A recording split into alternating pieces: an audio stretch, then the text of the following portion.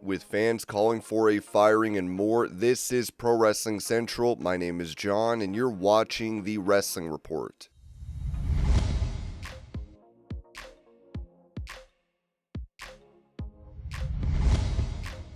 The daughter of the late Eddie Guerrero, Sherilyn, revealed why she called the police, saying this in videos on TikTok. Yo, I'm literally waiting for the police because my front license plate either got stolen or it fell off. Yeah, that's my Tuesday night. But yeah, I mean, it's not bad. But I looked it up and I was like, what do you do? Because I know you can't drive without one. And in case, like, my license plate is in, like, some crime or some shit, ain't having that thought on me. Okay? So, yeah, I'll give y'all a little update when they get here. Yo, so cops just left. And why was that fun? Like, they were super freaking cool. I had to report my plate as stolen. And somebody stole it out there. Either, I don't know. But yeah, they knew who my dad was and we was chopping it up. But the female cop, Mrs. Officer, that's my girl. That was so cool. But I appreciate y'all. I appreciate your service. I appreciate the love. And I appreciate the help. I gotta go to the courthouse tomorrow, get new plates. But God is good.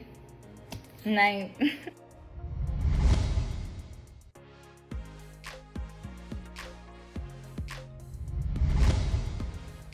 AEW star Rebel went on Instagram to explain why she is in the hospital, writing, "Back in the ER, again. Don't scroll if you don't want to see blood. I tripped in the dark over a chair and I caught myself with my face. Saw lightning flash behind my eyes when I hit my head. Nose bleed out of both nostrils and out of my throat. I'm on blood thinners for a blood clot, so there was concern for bleeding in the head."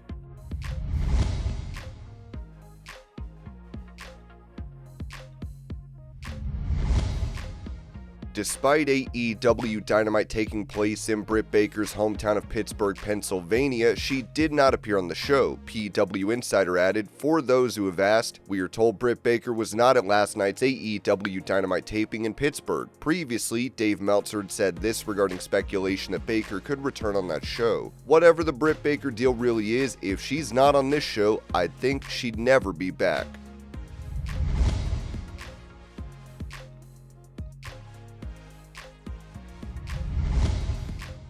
Addressing the idea of running for president in the United States, The Rock said this in response, telling Variety's Awards Circuit podcast, "It's wild, man. I'm always honored that people ask that. I love what I do. I love storytelling. But yeah, we'll see." Rock then spoke about his role as Mark Kerr in The Smashing Machine. "This transition, man, it was the hardest thing that I've ever done. I knew once I crossed this line and really went for it, then tap into all of that, and finally, I have a place to put all this stuff."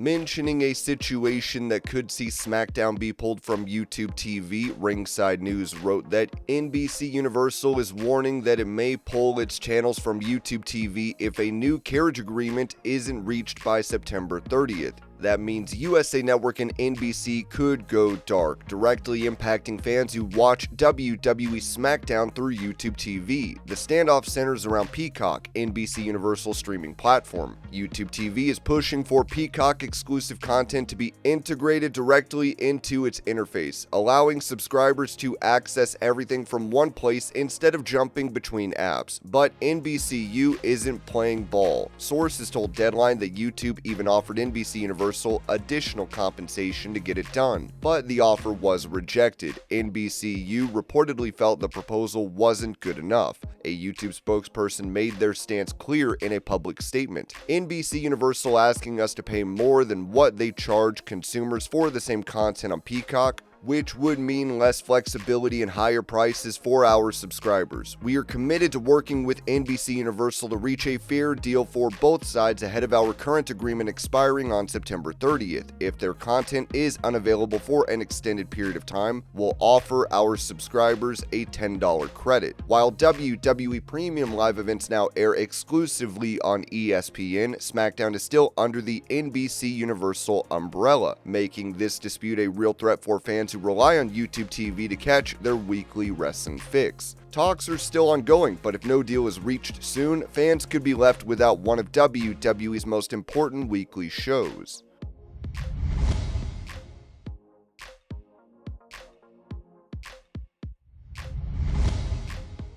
During the triple threat match between Tiffany Stratton, Nia Jax, and Jade Cargill, Jax would push Cargill into the steel steps, leading to Cargill being busted open and bleeding. Many fans criticized Jax online as they wrote, "Nia Jax did this on purpose to Jade. No wrestler is to finish a Irish whip or push that close to an obstacle full force, because that gives your opponent no time to react to defend themselves." She then laughed about it. "How disgusting. Heal up soon, Jade. Fire Nia Jax and send Jade Cargill back to training again, but don't fire her. Thanks. Why is the refrigerator still allowed to work?" Then there was a spot where Nia forgot to kick out, and the referee simply stopped counting. Others said, "This gotta be one of the worst botches of the year. Fire that ref, and for God's sake, fire Nia can't wrestle Jax. Fire Nia Jax." Jade Cargill could also be seen in this clip following the match.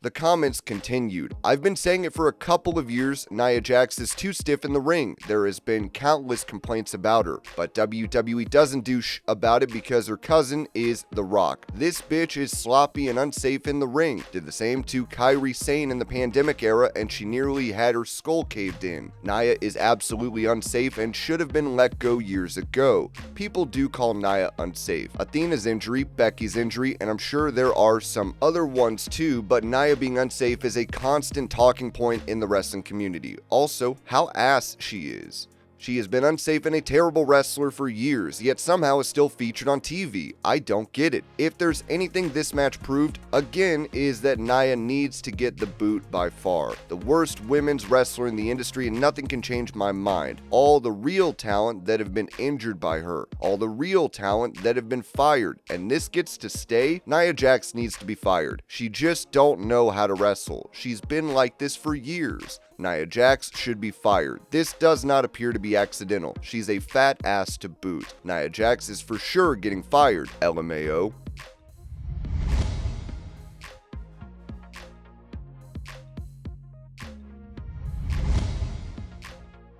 Going over how a former WWE star is using copyright law to remove images and articles of and about her, Ringside News wrote that Lacey Evans is once again flooding the internet with fraudulent DMCA takedown requests, and this time she's dragging even more pro wrestling websites into her campaign. The former WWE star, filing under her real name Macy Estrella, is actively trying to wipe out any trace of her WWE career, OnlyFans-related content, and public controversies she no longer wants online. Ringside News has confirmed that Evans is continuing to misuse copyright law in a deliberate effort to remove legally protected content. She's targeting images and articles that are not owned by her, many of which are from WWE programming or her own public social media posts, all of which fall under fair use protections for news reporting and commentary. The latest round of complaints include takedowns aimed at multiple respected outlets: PWTorch.com, PostWrestling.com,